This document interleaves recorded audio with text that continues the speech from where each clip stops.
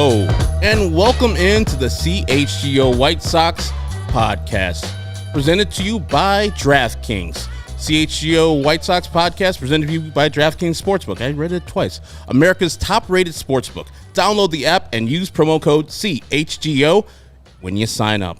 Welcome in. This is Studio A. I'm Herb. I'm chilling. Look how relaxed I am. Usually this is Sean Anderson. I don't look like him. You might be a little thrown off. The voice, the look. If you're watching live on YouTube, thank you. You got to curl up in that chair like Sean always does. It's like, guys, hey, Sean, what's going on, brothers? I can't Great do it. Sean impression. Oh, my Sean impersonation God, I thought he is was so sitting great. over there. So usually I'm sitting in the middle seat. I'll introduce Janice in a second. But we usually go to the left. Our guy, CHGO White Sox beat reporter, writer extraordinaire, Vinnie Duber, all the way to the left. You can follow him on Twitter at Vinnie Duber. And the one in the middle, sitting in for me, which I am sitting in for Sean, is Janice Scurio. She is from CHGO Sky. What a great show. What a great year by the Sky this year. They were so close to going back and winning the championship, but they got beat by a better team, right? We'll leave it at that. I know there's hate. There's hatred between the Sky and the Sun. Absolutely. The sun is in the sky, and the sky hates the sun. And they got beat by the Aces. Absolutely. Wear sunscreen essentially is the only thing I can say about that. But I have just been in a perpetual rut of depression after that, and not to mention that, unfortunately, I'm also a White Sox fan, which kind of doubled down on that. But now here I am today, here to chop it up with you fine gentlemen, to talk some White Sox baseball. And speaking of the team that won the WNBA, that is where Sean is at. He is in Las Vegas right now, chilling out, enjoying some time off. He'll be out the whole week, so you'll have to deal with me doing the reads, me hosting the show. Janice is going to be here, so we're going to have some actual smart stuff in the middle instead of the nonsense that guy who usually sits in the middle. And Vinny's going to be his usual self. We're going to be talking about music and all the great things that come with Vinny. There you go. It's basically just begins and ends with music. Yeah. Delicious tiki bars that you can go around the country from, all that stuff. You gave Sean a tiki bar recommendation in Vegas. I hope Viva Sean Vegas is going to make it out to Frankie's Tiki Room, because that's a good one. That's like 24 hours a day. It's off the strip, but it's like in a shipping container. It is a hoot. Oh, I mean, there's nothing better than finding a nice spot that is off the beaten path, especially in Vegas, when you get the same garbage lights and casino thing every day. When you find something that's unique and you can actually go and enjoy with regular people who are living in the city, not tourists, man, that's the essence right there. Speaking of the essence, we want to talk about what happened in these Major League Baseball playoffs. Talking about depression, the Houston Astros. That team winning all these damn games is making me sad. They're going through teams easily. I love the Mariners. And they just who are these guys? Get out of here immediately. 3 games sweep. And then the Yankees, they had me rooting for the New York Yankees over them, and they dismantled them really quickly. Your guys' thoughts on the playoff series between the Astros and the Yankees? First, we'll start with the AL. Janice, what are your thoughts on this one? I, for one, was rooting for the giant meteor. That is whom I was hoping would win the ALCS. But yeah, the Astros. I really hate myself for saying this, but you really do have to hand it to them. They are an absolute buzzsaw, but you could have said the same about the Dodgers or the Mets. So, I think one guy that we should definitely keep an eye on is Jeremy Pena, rookie, having a fantastic postseason, perhaps one of the best postseason performances I've seen, besides maybe Bryce Harper, whom I imagine that we'll talk about in just a little bit. But Pena is ridiculous. 353 average with 2 doubles, 2 homers, 4 RBI, and he's also the 5th rookie to win league championship MVP honors. So really great for him. And the thing is, though, what the heck do you do about Yordan Alvarez? How do you pitch to that guy? It just seemed as if the entire Yankees staff was completely just mesmerized by this guy. How do you pitch to him? I guess the short answer to that is that you don't. I mean, it's a really good question, but you have to with him. You have to, because the rest of the lineup, Alex Bregman, Tuve's not hitting as well. He had just got out of his slump, but you got the Jeremy Pena guy. It's just an embarrassment of riches for the Houston Astros, even though they're not cheating anymore. apparently they're just going through teams like hot knives through butter, and they have a series coming up with the Phillies, who are the 8th place team in the National League.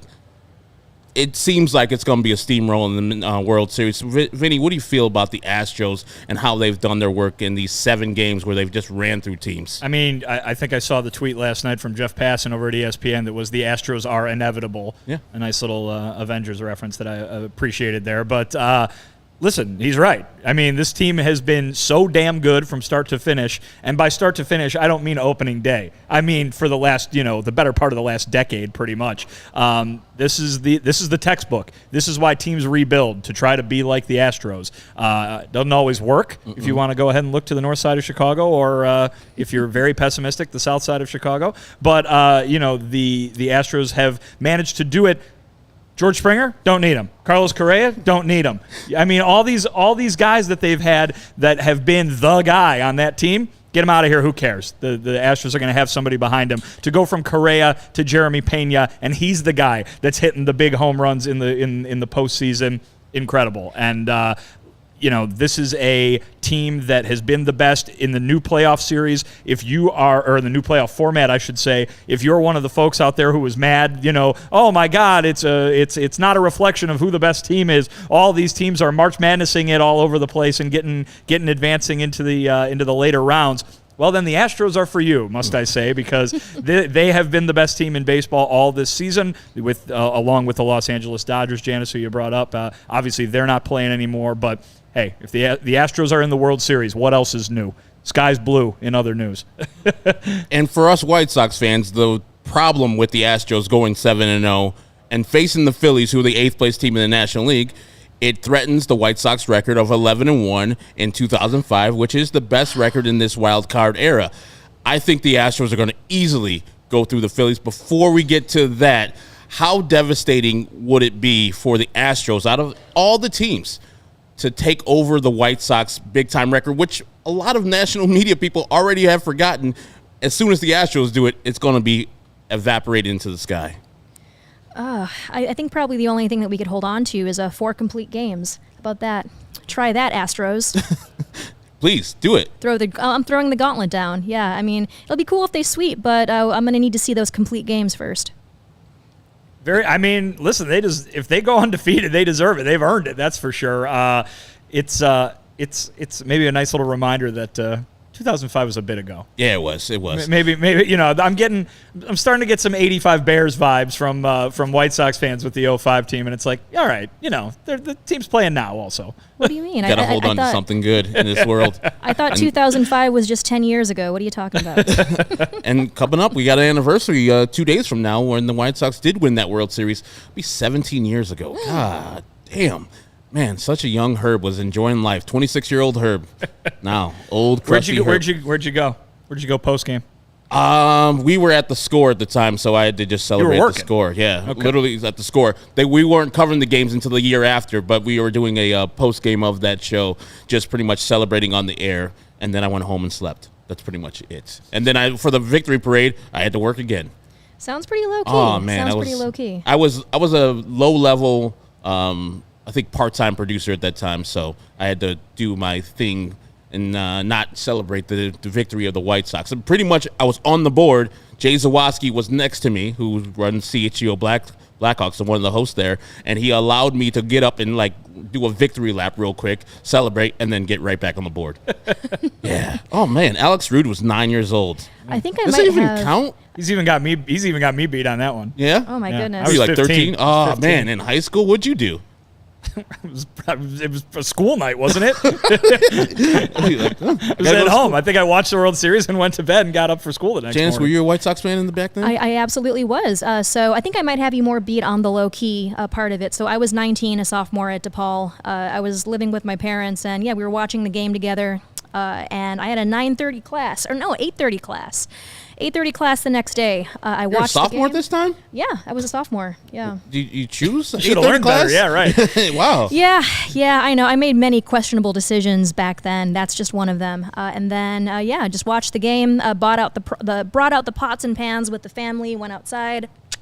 There you go. Did that, and just went to bed immediately afterwards. So. I'm just remembering what a boring 19-year-old I was. I was boring as hell. What the? There you go. That's what the White Sox should be shooting for. They need to win the World Series again so people can have some better celebration stories this time around. It was just so quick, and it happened so fast that I didn't think anything about the White Sox, and celebrating it as a 26-year-old, I did not do any of that. So, yes, White Sox, you just need to win again.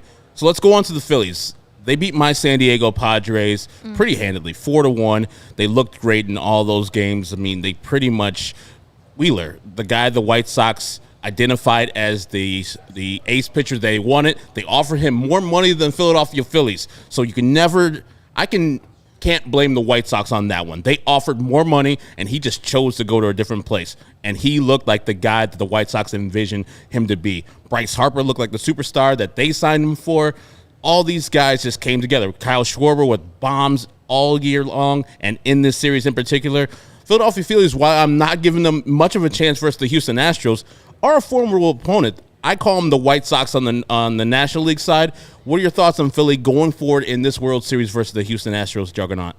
The Phillies, to me, are sort of like my fictional fantasy White Sox, just mainly because they consist of so many players that I really wanted on the White Sox. So Nick Castellanos being one of them, Bryce Harper being another. But I feel as if, I know the Astros are the huge favorite, but I feel as if we really can't count the Phillies out. They put a team together that was like absolute horseshit defensively, but who needs defense when ball go far, right? Like who needs that?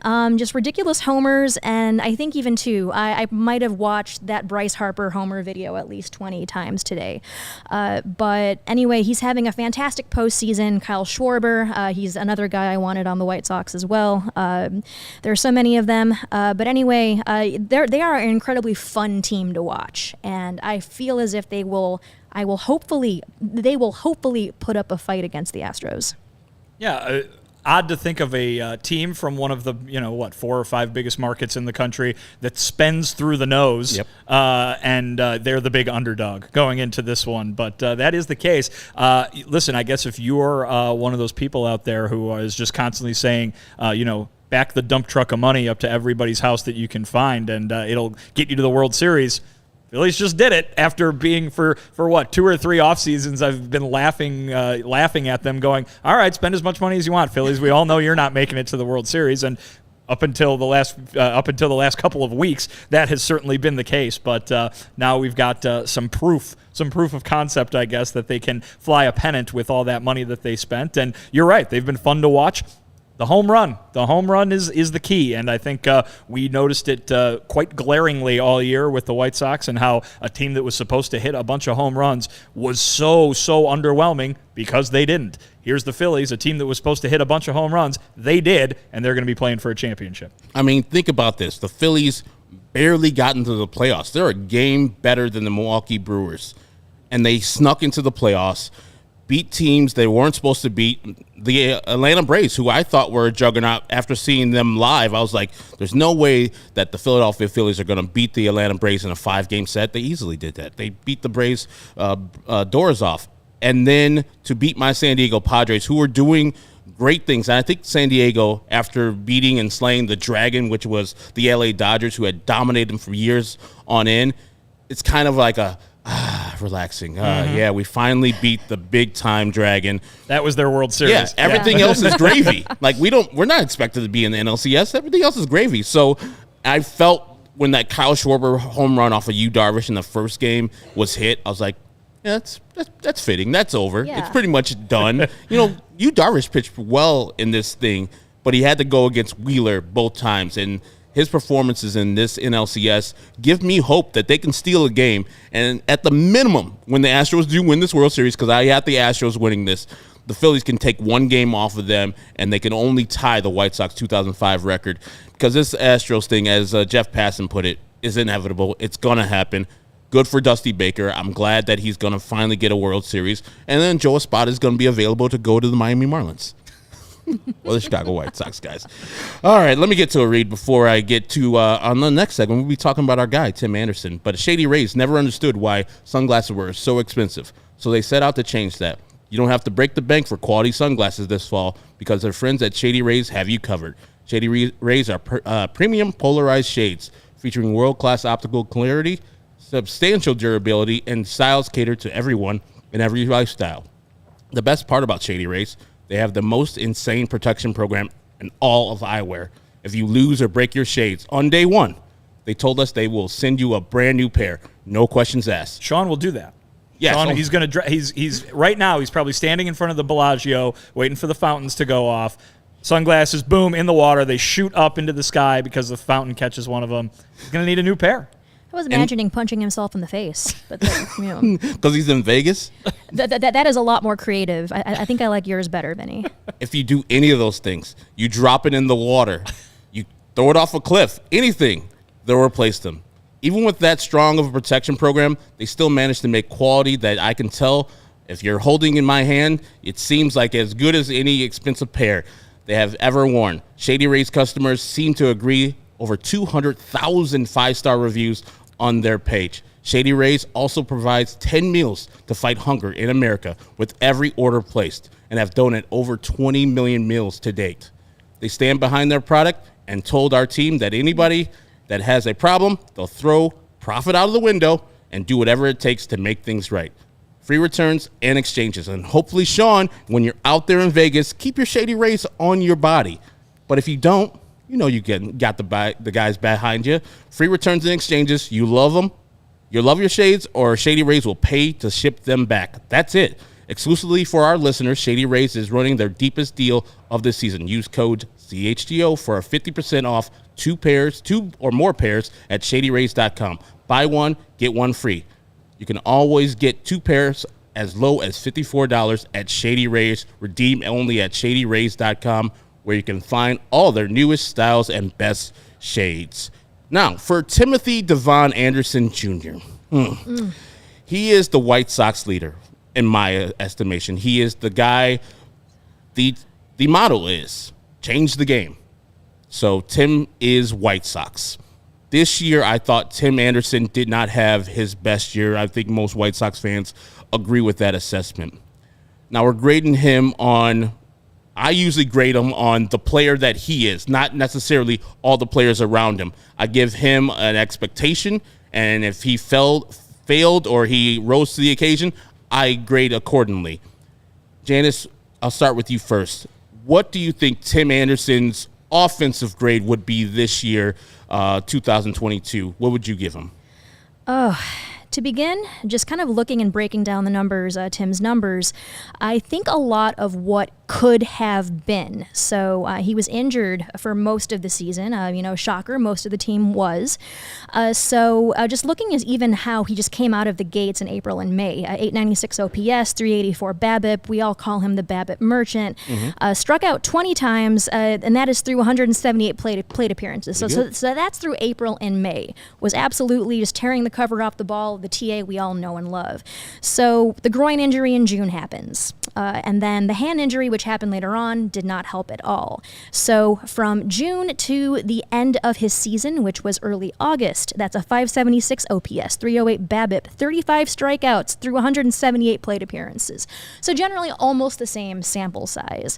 The dude fell off the face of the earth just due to these injuries. So when I was grading his offense, I was thinking I really wanted to give him the benefit of the doubt, just being because suffering from a knee injury right now myself, I am not necessarily at the top of my game, as one would have seen me hobbling up the stairs of the CHGO office. Can you give us 3 hits today, though? I do make soft contact, so I mean I can at least Tim Anderson. I could at least leg out an infield single. I am pretty good at doing that, but otherwise, I gave him a B, and I'm not grading him based on the fact of hey, this is what he was and this is what he could be. It's really more so of recognition of what he did those first 2 months, and also recognizing that his body was not in the best shape. His body was definitely not in the optimal form in which he can hit at a high level that I know he can. So I feel as if, will he ever go back to that 2019 season where he won that batting title? That's really, really hard to say. But otherwise, just even looking at some of the projections that are coming out, Fangraph says that he will continue to have 20 home run seasons with OPSs in the upper 700s, low 800s, and I feel as if that's fair to expect from him. So, I mean, there are still signs of the old Tim Anderson. So he was hitting 397 against left-handed pitching in August. Do you guys remember when the Sox could hit lefties? Man, such a good time. Pepperidge Farm remembers. But anyway, it was mostly Tim Anderson. It was mostly Tim Anderson that was like just making ridiculous contact off left-handed pitchers. So, I mean, I think it's also it's safe to say that he probably would have likely had a better season than his 2021 season if he had stayed healthy. So, yeah, that is why my overall assessment is a solid B. Vinny? Yeah, I mean, I don't like to ding guys for injuries. It's not their fault that they went out and got hurt, and that prevented them from doing what we're used to seeing them doing. That being said, this was the worst season Tim Anderson's had in the last 4 years. And in the three prior, he was what we always say, Herb, right? Tim Anderson's Tim Anderson. Yep. Right. You know what you're going to get from him. It's going to be really good. He's going to get on base a lot because he's going to hit that ball to right field over and over again, and he's going to be the guy that makes this team go. In every facet of his game, he could not make the White Sox go this year.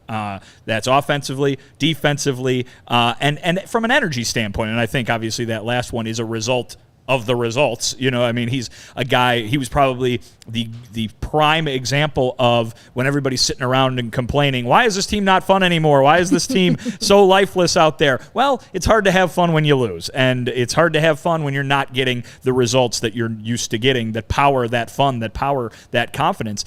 Tim Anderson never lost that confidence, of course, but he lost the results, and whether that was a direct result of the injuries or whether it was just a direct result of him having a tough year, of him slumping, which obviously we saw him do for an extended period of time.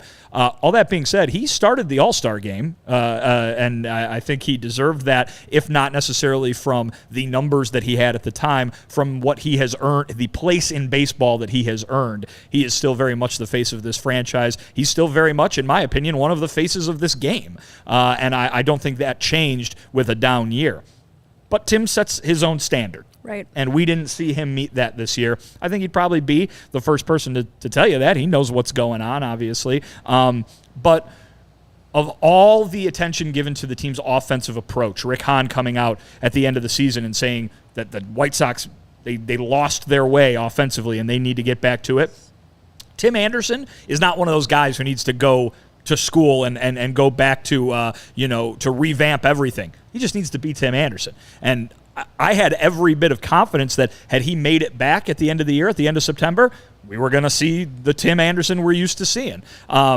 It's tough, obviously, with the hand, and I'm glad in a way that they kept him out because that injury might have taken some time to come back from, and time is not what the White Sox had at the end of the year.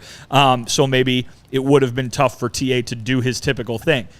By the time spring training rolls around, it should all be a thing of the past, and he should be right back to doing the same thing that we're used to seeing from him offensively. Because he did not meet his own standard this year, I'm more inclined to grade him kind of tough and give him maybe a C+ for what he did offensively. Again, much of that might not be his fault with the injuries, but there's so much mystery with an Eloy Jimenez or a Luis Robert that when you see them affected by injury, you go, okay, well, we don't know what they can do necessarily all the way. Let's wait till they're healthy kind of thing. Tim Anderson, we know. And I have no problem giving him that grade after what the results were this year. You mentioned, Janice, a lot of the numbers, and the one that jumped out to me is the OPS, way, way down, even from what it was just last year. So, he's a guy that needs to get back to being him, and when health allows him to do that, he will. But this year was not a good year, and I don't think anybody, other than that all-star starting nod, I don't think TA, and obviously that fantastic moment in New York, which was probably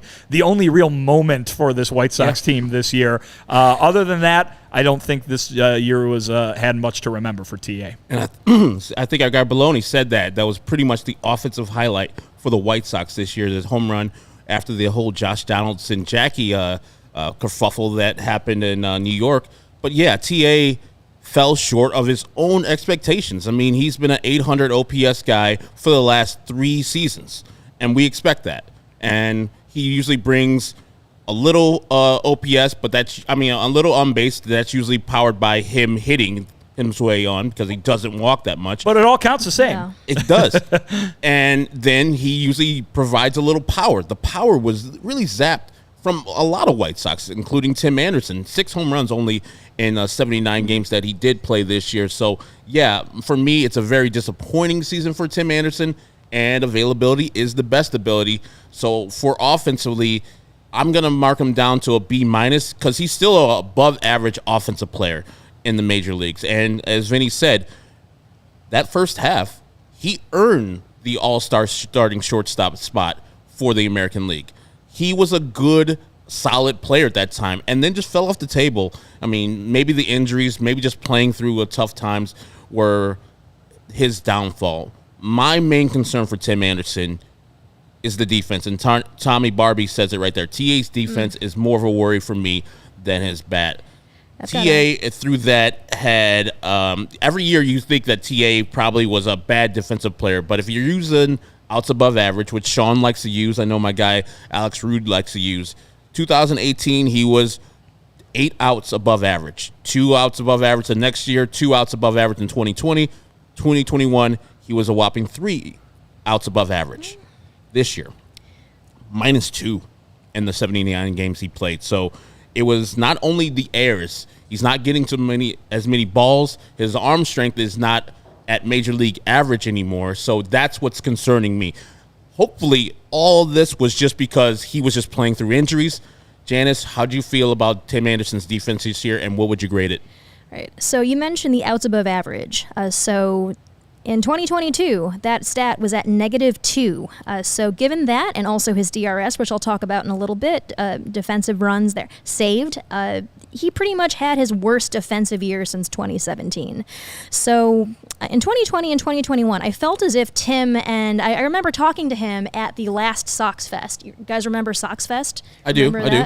Yeah, so I actually met Tim Anderson right before that Sox Fest, and I asked him, hey, so like, are you working on your defense? Which in retrospective is kind of like a weird question to ask. And then he was really chill, really cool with it. I was also nervous as hell, by the way. And then he totally knew. He totally knew that I was completely losing my shit. But he was cool with it. He was just like, I'm working every day. I'm always improving my game. I'm always looking to see what I can do to be better.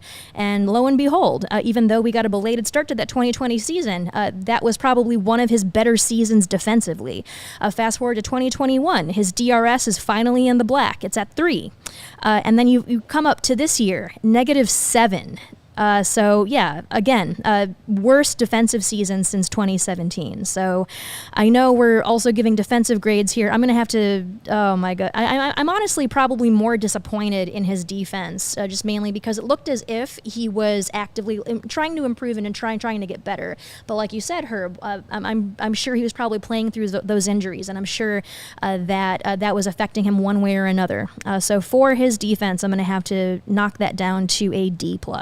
I don't know if the stats back it up. I certainly anecdotally, I would say that Tim Anderson, who had a very bad defensive season, had a very bad beginning to his defensive season. And I think once you got out of that really ugly start, he was probably more like the guy that we've come to know. Not that is really all that great, but more of, he's going to make some great plays and he's going to make some errors and some bad plays. And I think that's kind of what you've come to expect from Tim Anderson. He was well south of that early on this season. Obviously, he had a couple of games there that really stick out like sore thumbs. But listen, you're right, Janice. This is a guy who we've seen improve defensively, who we have seen go from that horrible 2018 season where he made all those errors to jumping it up to and we heard from the coaching staff where he's working every day and he's taking all those ground balls. Certainly he hasn't stopped working, but the results of that have slipped. And a guy who worked so hard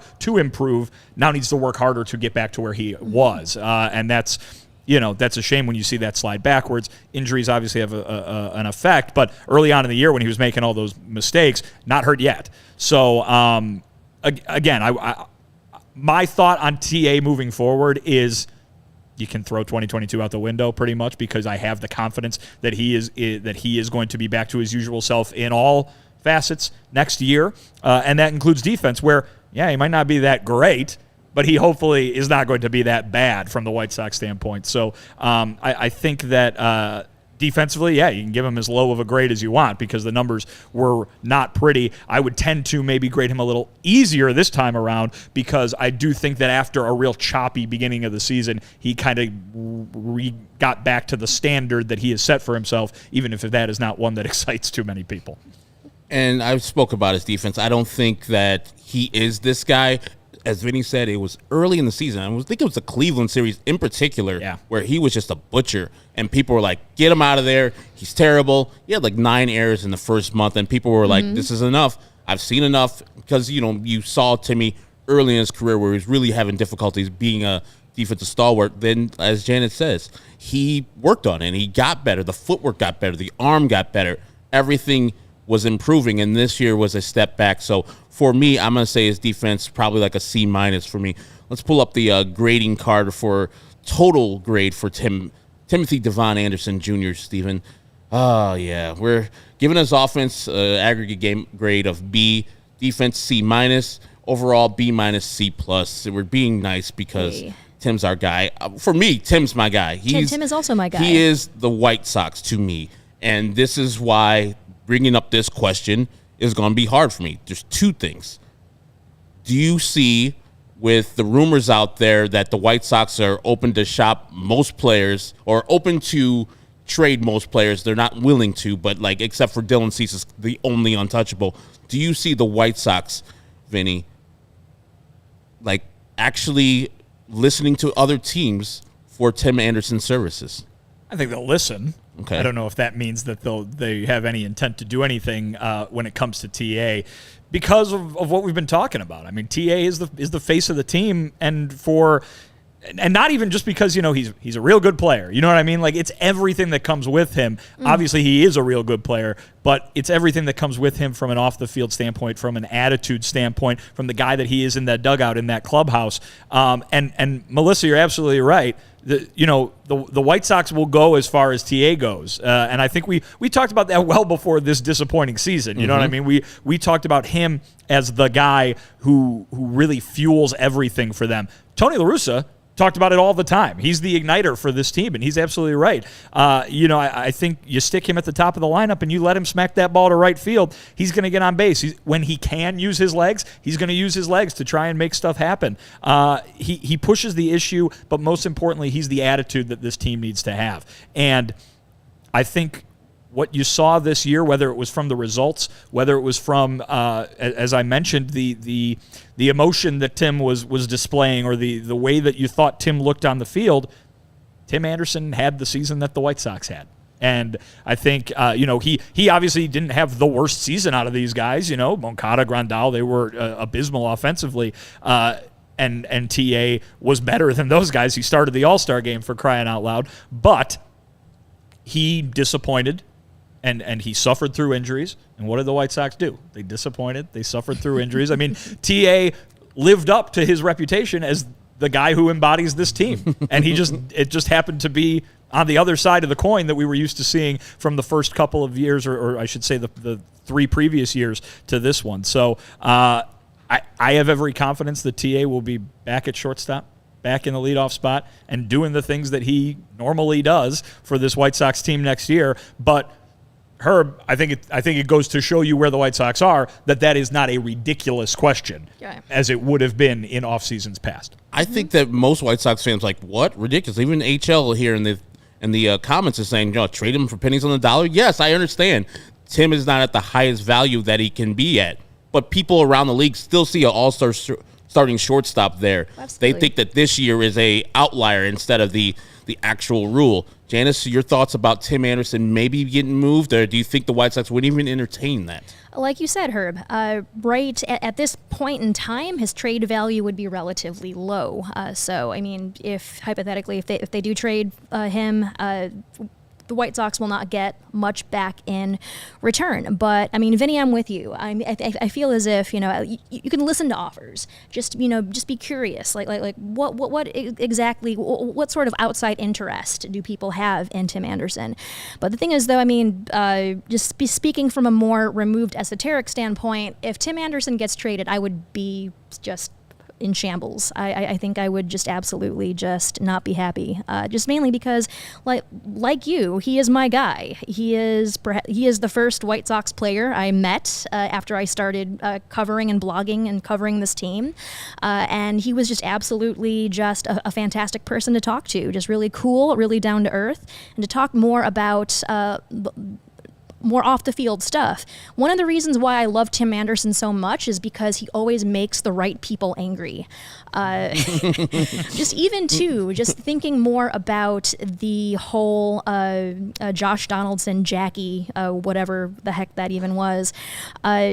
Just even looking at Twitter, which is a perpetual cesspool, just the right people were absolutely enraged by his side of things. And the other thing I love about Tim Anderson is that while he brings out the worst in some people, and I mean that as a compliment, he also brings out the best out of a lot of baseball fans too. And so I think just objectively, he is a very interesting person in the baseball world. Well, and this might be a little bit more general, and Herb, I know I've brought it up before when on shows past, but applying it to TA, and Dan, you're absolutely right. The Sox are trying to win the World Series. Yep. When you trade someone like TA, if you trade someone like Eloy Jimenez, if you trade someone like Luis Robert, these guys who have all this potential and all this team control, by the way, what do you usually get? You usually get a whole bunch of prospects. And it's not a bad thing. It doesn't mean it would be a bad trade, but it changes everything for the White Sox. And if you're trading the guy who we keep describing as the embodiment of the attitude that you want to have, then you're really changing everything for the White Sox, especially if that's in conjunction with Jose Abreu going and finding another team. Literally so what I was going to say. I think that if they were to trade Tim Anderson, that would say an awful lot about where they think this team is going, and very negatively at that, in my opinion. And maybe Rick Hahn's got some magic up his sleeve, and he would be swinging TA for 3 everyday major leaguers or something like that. But I see a guy who has the kind of trade value that would net you a future haul, if you will, and it doesn't seem to me to be where the White Sox are at. Oh, Alex Rude just brought up this point. They've built every marketing campaign for pretty much the past 3 years around him. And I know this organization loves to save money. They always talk about how,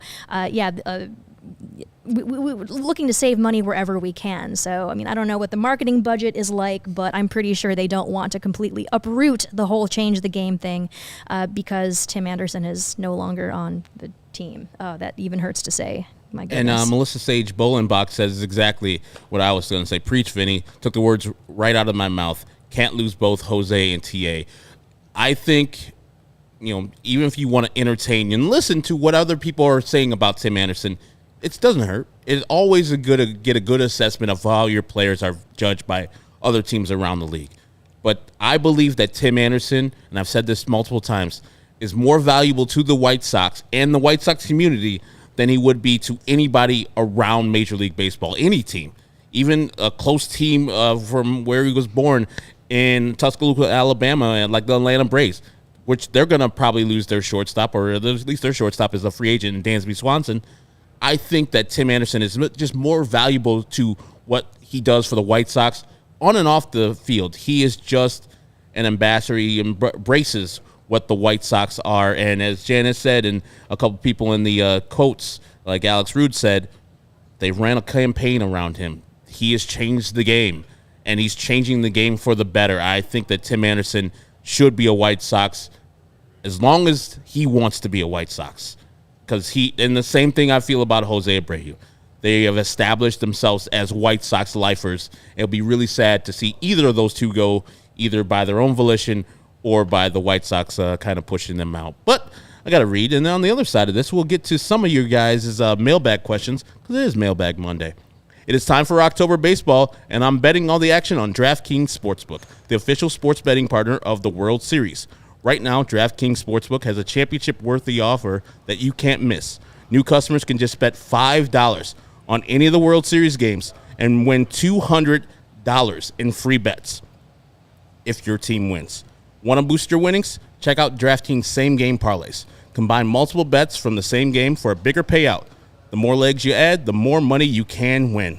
Well, this World Series we discussed earlier in this show, it is the Astros. It's the Phillies. If you want to win more money, bet on the Phillies to win it. It might be a donation, but you'll be donating to a good cause, DraftKings Sportsbook, which helps us out. Thank you.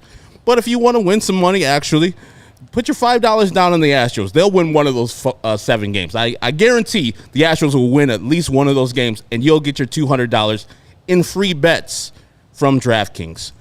Download the DraftKings Sportsbook app now, use promo code CHGO, and bet $5 to win $200 in free bets if your team wins. Only at DraftKings Sportsbook with promo code CHGO. Minimum age and eligibility restrictions apply. See show notes for details. MLB trademarks used with permission. And got to tell you about Game Time. Game Time is the hottest new ticketing site that makes it easier than ever to score the best deals on tickets to sports, concerts, and shows. Ever dreamed of sitting on a seat that you never had? 50-yard line, courtside, behind home plate, floor seats at a concert? It's all possible with the Game Time app. The biggest last-minute price drops can be found on the seats that you thought you could never buy on Game Time. You won't find a better deal this season than, on White Sox tickets, which is over now, Illini football, which I love, Northwestern. You can go to a Blackhawks game, Bulls game, anything this winter. Go to Game Time and download their app. Created by the fans, for the fans, guarantees the low prices. I just discussed earlier that I went to Atlanta to buy Atlanta Braves tickets. And if you're watching on YouTube right now, below this, hit the descriptions. You'll see the Game Time app link. Hit that. It'll take you right to the Game Time app. And you'll get tickets for the lowest price. I got tickets, and then I checked on other sites, and by my surprise, there were lower tickets on a different website. So I screenshotted that, sent it to Game Time, and within 12 minutes, I am not BSing you, within 12 minutes, they gave me 110% of the difference back. Whew. And so I got the lowest price and money in my pocket, in which I used $46. Me, myself, Steven, and Sean, we went to a couple games via Game Time later on in the year. So it was good times, great oldies. I love Game Time. It's my favorite thing. If you love CHGO, then you'll love Game Time. It's the best way to support us by buying your tickets through the link on the description. As I said, if you're watching on YouTube, it's there. Also on your favorite podcast platform, it is also in the description. Join over 15 million people who have downloaded the Game Time app and score the best seats on all your favorite events. Now, Steven, let's go to our mailbag segment. Let's go with our first question by Sam. It might be Sung-Hoon. We're going to get there. There it is. Mailbag question. Is there any pending free agents on either the Phillies or the Astros you might think be a good boost for the White Sox if we can get them considering? This is from Sam, our guy, in Hinsdale, I believe, still. I don't know where you are, Sam, but he used to text in with the Locked On Sox people. He's a good guy. And here's the list of the free agents to be for the Phillies and the Yankees, the two participants in this World Series. I don't know if you guys can see that list in front of you, but it is not a very good list. I mean, Justin Verlander is on that list, but he does have an option for himself, so he pretty much will come back. It doesn't look good. Nola's an option too, right? Austin Nola? Aaron Nola. Oh. Yes. The better Nola. Yeah, he is, but, let's look at the list up here. I believe Segura has an option as well. Both Segura and Nola are club options. There you go. Okay. All right, so you see the club options for Gene Segura, Aaron Nola. Syndergaard is free. Corey Knebel, Kyle Gibson. Any of these names for the Phillies give you any heebie-jeebies that you want to maybe have the White Sox check in on these guys? Yeah, first of all, don't let Rick Hahn see that list because there's a lot of relief pitchers, too many relief pitchers. Cam Bedrock at the bottom right there, Bedrosian. There is David Robertson, yeah. Former White Sox. I think that experience has happened already. Former White Sox great, 37 and a half years old. Was not being serious, by the way. Please do not sign David He got a hold Robertson. yesterday, didn't he? Hey, I turned it on right when he came in, and friends. That was not great. But tough. I have mentioned Noah Syndergaard in the past, and I think a guy like him maybe fits what the White Sox might be wise to explore with that open rotation spot. Syndergaard has been all right, so he might get a nice payday, and perhaps that makes things difficult for the White Sox, given that they might be looking for another one of those Johnny Cueto type signings, another one of those Irvin Santana type signings. But if they want to go a little bit more of the reliability route and kind of shore up that rotation, Syndergaard, you could do a lot worse than Noah Syndergaard, but he probably had a nice prove-it year for himself here, and is able to maybe get a nice little raise. Yep, I absolutely agree. I mean, the rotation for the most part is locked in, but of course, too, you can never have too many starting pitchers. I'll be very happy if Johnny Cueto comes back, but yeah, the rotation can definitely benefit from Noah Syndergaard on the back end.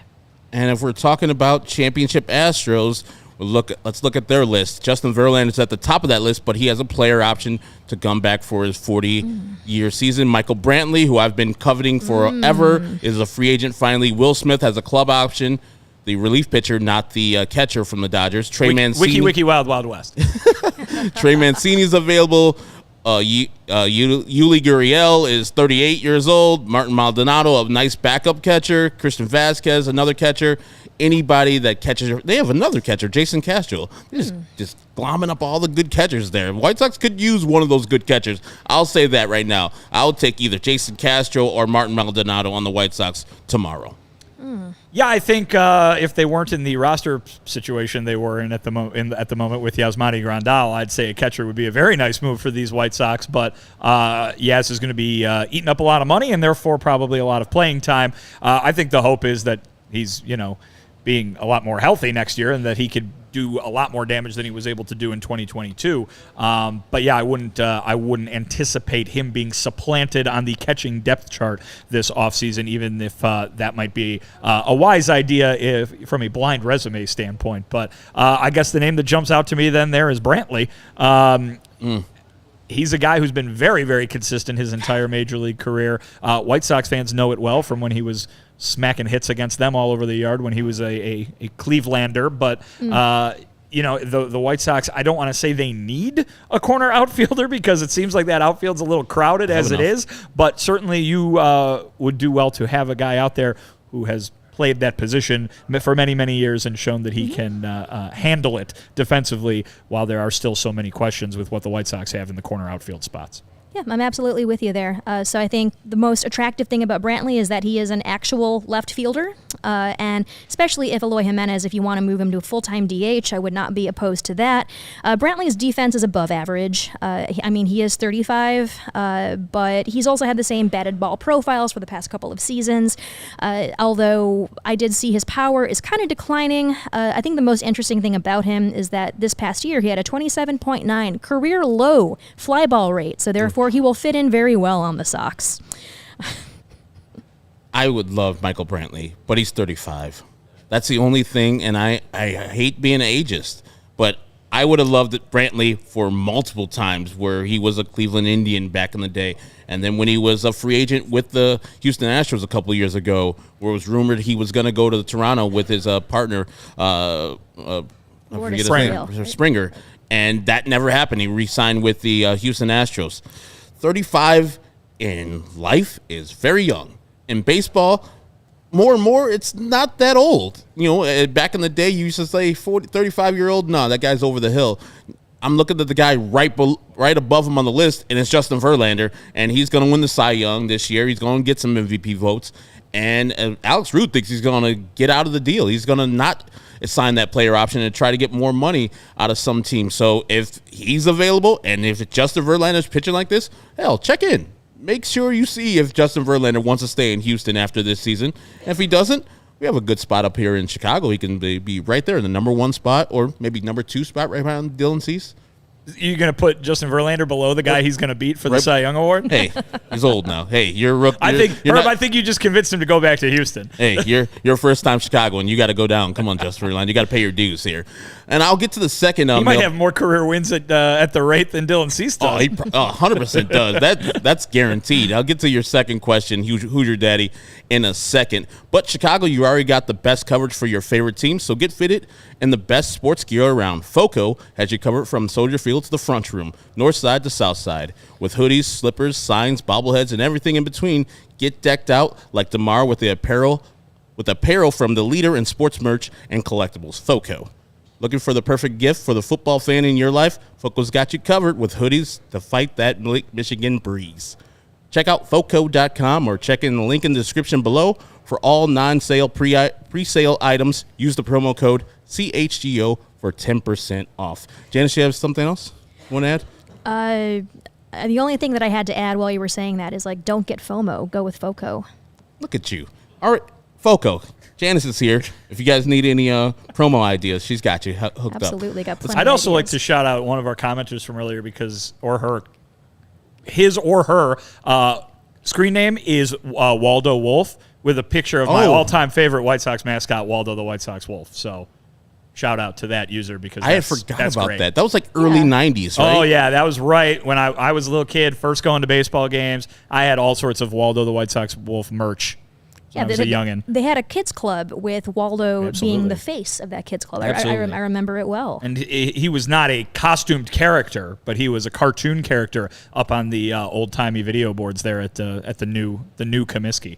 So I always like a good Waldo the White Did Sox you also reference. get something if you were in the kids club, like got discounted seats if you went there in the Waldo? No, we Wolf had like Kids a Club? ball with him on it, and maybe like some like a pin or some trading cards or something. I think it was like a certificate and maybe a voucher for a game. I might be making that I know up. kids in Chicago who went to CBS schools, if they got perfect attendance, they got free tickets to a White Sox game late in the year, but I was a Wheatonian, so I never got tickets to the White Sox games. Also, Alex is absolutely right, I think, in referencing the annual salary that Max Scherzer got last year as a free agent. Verlander will get more than that. You think so? I do. He's amazing. He is amazing, but He's the best pitcher in baseball. I understand that, but every year I look at him like he's got to break down. Why are we like? Yeah, and you saw what Max Scherzer did this year. He was pretty effective when he did start, but he only started 23 games. So how long? So keep signing. If you're Justin Verlander, keep signing one-year deals worth 42, 45, 50. Just keep going.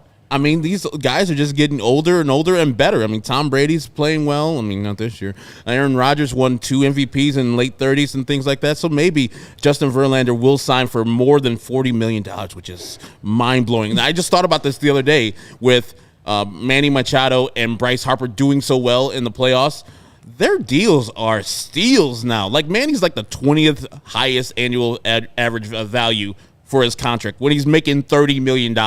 And he can get out of his deal next year. And most definitely, he's going to be like 31 years old. He's going to get out of that deal. Man, just a deal and a half. Maybe we could sign Manny Machado back then. I thought you were going to say maybe we should become professional baseball players. I tried. Couldn't hit anything. That was the problem, man. Can they just make me a professional baseball player for one day, please? I'll get, like, give me One day doesn't get you $40 million, I don't think. I'll take 1% of what Justin Verlander made this year. Pinch run for Yasmani Grandal. Easily. We know that We'll to be not the case, Steven. Hey, you wouldn't lose that much. Not that much. We'll have an entire episode just bemoaning about how you're performing, Herb. So I don't know if you want that. I don't know. Hey. I don't know if you want the smoke. I'll take it. 1% of 40 million. What is that, Steven? You're the math guy here. I don't know what that is. Guy? I don't know. I'm broke. Is that $400,000? I believe so, yeah. Bring, I'd give me take that that. money. Yeah, I Let's would get take the that as Hoosier well. Daddy's question, and we'll close out the show. We pretty much answered this with our story or our talking earlier. Prediction for the World Series and who wins and how many games. Janice? Ooh, I have a feeling that they are going to pull off the sweep. Although I do not want them to for very selfish reasons. So my head says Astros in 5, but my heart wants it to draw this out as painfully long as it possibly can be. But my heart says Phillies in 6. Wow. All right, Vinny. I'll say Astros in 5 as well. I don't think they sweep them, even though.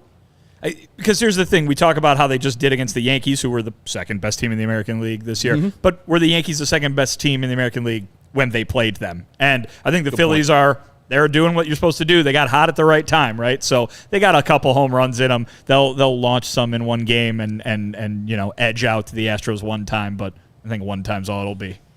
Yeah, I wish they can win one game. And I would say Wheeler has a chance, but we were talking earlier, like, how do you pitch to Jordan Alvarez? How do you pitch to Alex Bregman? How do you pitch to Jeremy Pena? How do you pitch to Altuve? How do you pitch to all these guys on their roster? I think it's going to be 4-0. I think the Astros are going to sweep the Phillies, and that's not a bad thing for the Phillies. Winning the National League was not expected of them this year, and getting beat by a far superior team is not a thing you should hang your head about. Philadelphia is having a great time. Their Eagles are undefeated. The Phillies are in the playoffs right now. I'm sure the 76ers are doing good things right now. There's probably another Rocky movie on the way. I think there is. I think there's a Creed movie on the way where he's fighting versus Clubber Lang's kid, which also doesn't make sense because I won't get too much into it. Apollo Creed died when he was in his mid-30s.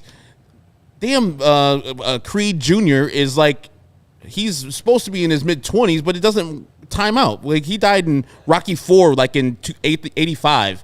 He would be like 40 years old now. Come on. If only Rocky had the continuity people over at Marvel helping them out here, it would be much better. He'll be old as hell, and Michael B. Jordan is old as hell himself. He's playing like a 25-year-old, 30-year-old guy. So, yeah, it's not realistic. I just want a origin story of Thunderlips.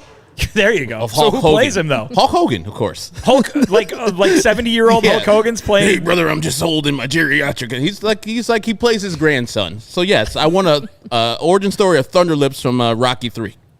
That's gonna do it from CHGO. I know it just threw you for a curve and went all the way. This is how you get when you have a Herb hosted show. So if you don't like a Herb hosted show, you won't be watching this weekend. Yell more at us. Sean will be back next week if you guys just want to tune out and then come back next weekend. But it'll be me, it'll be Janice, and it'll be Vinnie this whole week. On Wednesday, we have a very special guest, Jeff Pearlman. He wrote a book about Bo Jackson. You know that guy, number 8 for the White Sox, hit that clutch home run for the White Sox to win 1993 AL West at the time. He'll be joining Janice and I and Vinnie to talk about that great book.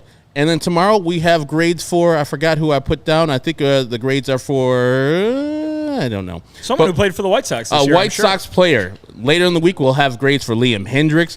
Kendall Graveman will also be part of that. Joe Kelly will be part of that. We'll be handing out grades for all these great people. And for Vinnie Duber, who is at Vinnie Duber, he is our CHGO White Sox beat reporter. In the middle is the great Janice Scurio. Am I saying your name right, Perfect. Janice? Absolutely perfect. Janice is our host of CHGO Sky. The Sky are champions of basketball from the year before. Next year, they'll be much better. No, they won't, because they're losing all the players, aren't they, Janice? I don't want to talk about that right now. I'm sorry, Janice. Janice is joining us, and your Twitter handle is? At Scuriosa, which is SCURIIOSA. And I'm Herb Lawrence. I usually sit in that middle part. I'm just the CHGO community leader and host today for Sean Anderson, who is in Viva Las Vegas. Viva Sean Vegas. Oh, yeah, enjoying some. Oh, he's get to get that average burger out there, that In-N-Out. Ugh, that averageness out there. It's average, Lawrence. Come on. It's just because you're out west. That's the only reason it tastes delicious. I do like it, but Portillo's Burgers is better. Thank you, Vinny. That's why he's the CHGO beat reporter. He tells the truth at all times. So, for Vinny, for Janice, and our great producer, Steven Alexander. I said, what's your name? I said your name wrong. What? Steven Alexander. Who's Steven Alexander? Yeah, I who's that? freaked out. I'm sorry, Steven. Is that your middle name, Steven? No. Oh. Herb's a big middle name guy, so I thought maybe that's what he was going for there. That's what I thought was Stephen happening Nicholas. Stephen Nicholas. I don't know, Wow. Nicholas or Alexander. Missed I'm the 2 first dying names. here. That was a tough look, man. Yeah, I'm dying here. Whatever. It's the end of the show. If you listen this Herb far, just metaphorically tripped and fell in the alley. nicely played, Vinny. So we'll see you tomorrow at 4 o'clock here on YouTube, and you can see this train wreck again. Bye.